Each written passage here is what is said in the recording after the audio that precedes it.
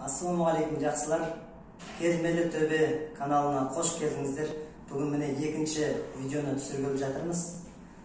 Бұл видеода натяжной потолок тартуға керекті құрал жабдықтың барлығын бір-бірлеп тәтпіштеп бәрін түсіндіретін боламын. Сондықтан біздің каналымызға подписаться етіп, лайк басып, комментарий жазуды ұмытпаңыздар. Барлық топтарға таратып, өркендеуге үлес қосыңыздар. Ендеше кеттік. Мына құрал лазерлі уровень деп аталады. Бұл құралмен біздің потологымыз теп-тегіс болуын қамтамасыз етеді. Яғни мына қосқан кезде лазер түседі де, мынаны дүзу ұстаған кезде осылай сызық түседі. Қисайтсаңыз сызық түспей чиқылдап тұрып алады. Дүзу ұстаған кезде мынау уровеньге нетеді. Мынау 360 градус. Мына жақтан да, мына жақ бәрі жан-жағының барына лазер шашып тұрады. 360 градус. 360 градусты қамтамасыз ететін лазерлерді жақсы лазер деп айтсақ болады. Так, болды. Бұмен таныстық. Екінші инструментіміз бұл отбивашка. Бұл мына инструмент отбивка деп айтады. Мына жаңасы, мына ұсталғаны. Жанында ішінде порошок болады. Пудра дейміз. Яғни мына ішіне толтырып аламыз да. Одан ішінен жіп шығады. Осы жіпке краска жағылады да, стенаға екі шетіне ұстап тұрып, ортасынан атсаңыз, және сызық болып түседі. Сөйтіп, осымен сызық түсіруге арналған құрал. Одан кейінгі құрал жабдыққа белбеу қалташасы, бел қалташасы. Бұлған, мысалы, мынандай шұрықтар, чөпик, сондай түрлі ұсақ-түйек заттарыңызда мына жақтары қалталары бар. Және балға сондай салғысаңыз болады. Беліңізге іліп аласыз. Бұны біз еркелетіп Геннадий Головкиннің белбеуі деп қоямыз. Бұл да жақсы құрал. Одан кейінгі өте қажетті құралдың бірі шурповерттер. Бәрі батарейкамен істейді. Шнурмен ары-бері сүйреп жүрмейсіз. Свет өшіп қалған кезде де жұмыс жасай бересіз.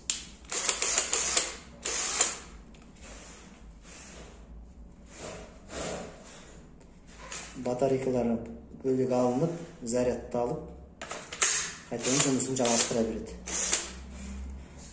Одан кейінгі құралдарымыздың бірі перфоратор.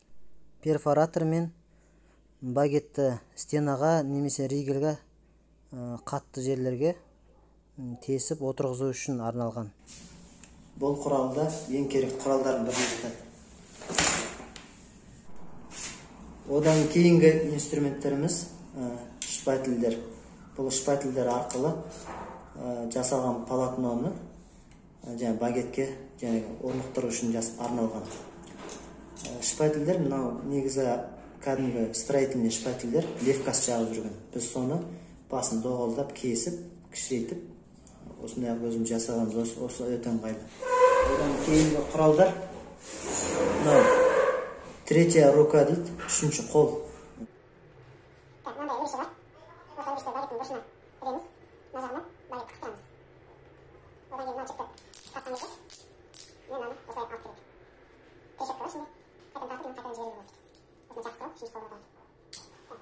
Екеу үшеу ұсақ бөлістер. Одан кейінгі құралдар, мына жіп. Бұл енді керекті құралдардың бірі. Бір линияның бойына жатқызу үшін, уровеньге қою үшін қосымша құрал болып саналады. Одан кейінгі құралдарға, ұсақ-түйек құралдар, бұлар енді аса керектігі андасында болып тұратын, енді уровень кішкентай, директорат, уголоктар, изолента, ұсақ-түйек отверткілер, kesетін пышақтар, одан кейін кафельге тесетін карандаш, мынандай вязальный проволока деп айтады да, сын темір дейміз қазақша. Мынандай маркер, ұсақ беттер, мынандай тесетіндердің наборы болған дұрысырақ. Соңында қайшы, темір кесетін қайшы. Бұл мен нені кесеміз десеңіздер, мынандай директоратты қиюға керек болады. Одан кейін балға бізде нагель жөбелімен отырғызады, кейде бір шегелер қағу керек болады. Сонда осында балғалар қажет болады. Одан кейін өздеріңіз білесіздер, кемпір ауыз дейді қазақша, плоскогубцы.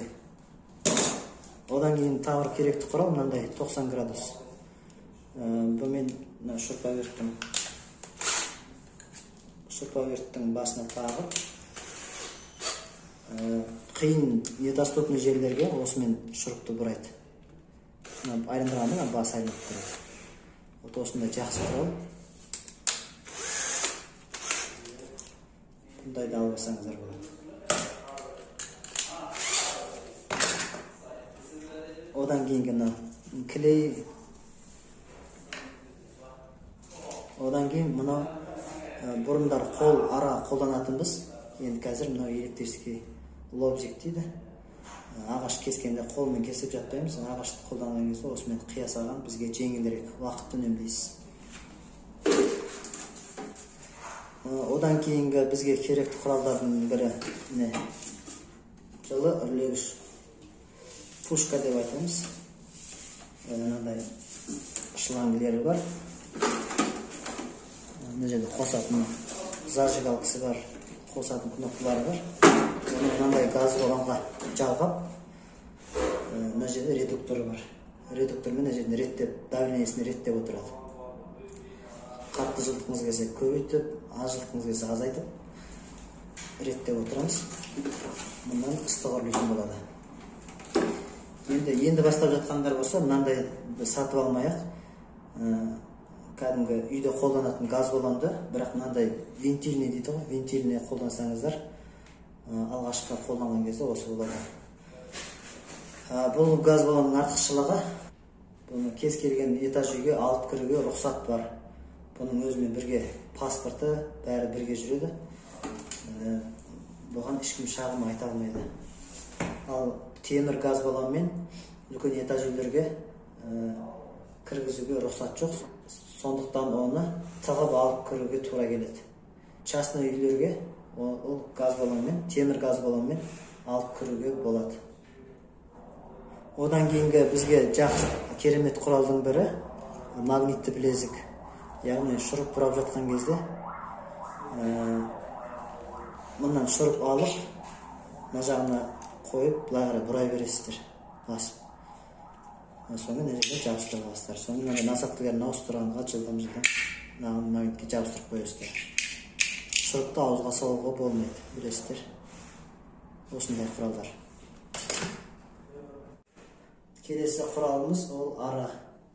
Осындай кішкентай түрлері бар, үлкен түрлері бар. Маңызды емес, қандай да болса, пластмасты ПВХ-ны кессе болды.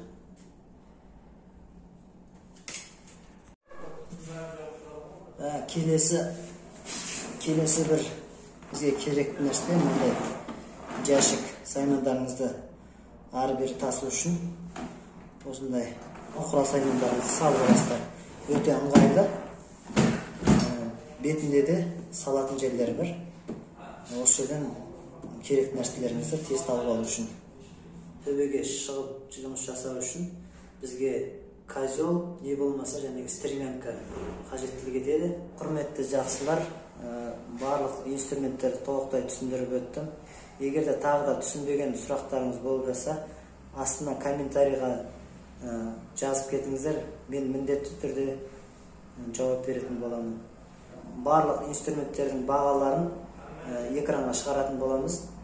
Қанша ақша кететінін жобалап біліп жүретін боласыздар. Келесі видеоларда жолыққанша сау сәлеметте болыңыздар.